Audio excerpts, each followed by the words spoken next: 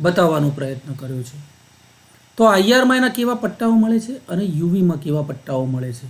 તો જોઈ શકો છો આઈઆરમાં ફક્ત એક જ પીક મળે છે યુવી વિભાગમાં, જ્યારે આઈઆરમાં ઘણા બધા અને બહુ જ મોટી સંખ્યામાં એના પટ્ટાઓ આપણને મળે છે. તો કરેક્ટ ઓપ્શન છે કાર્બનિક સંયોજનોના આઈઆર વર્ણપટ એના યુવી વર્ણપટની સરખામણીમાં મોટી સંખ્યાઓમાં પટ્ટા આપે છે. અહીંયા બહુ બધા કોમ્પ્લેક્સ ફોર્મમાં ઘણા બધા પટ્ટાઓ આપણને પ્રાપ્ત થાય છે. સો કરેક્ટ ઓપ્શન ઇઝ એ, મોટી સંખ્યામાં. મિત્રો, ક્વેશ્ચન નંબર 2, કોઈપણ અણુ ઉપર પારરક્ત વિકિરણ આપાત કરતા એટલે કે આઈઆર કિરણો આપાત કરતા તે અણુમાં કયા પ્રકારનું કંપન જોવા મળે છે? ખેંચાણ પ્રકારનું, નમન પ્રકારનું, કે એ અને બી બંને, કે એક પણ નહીં? તો મિત્રો, આપ જોઈ શકો છો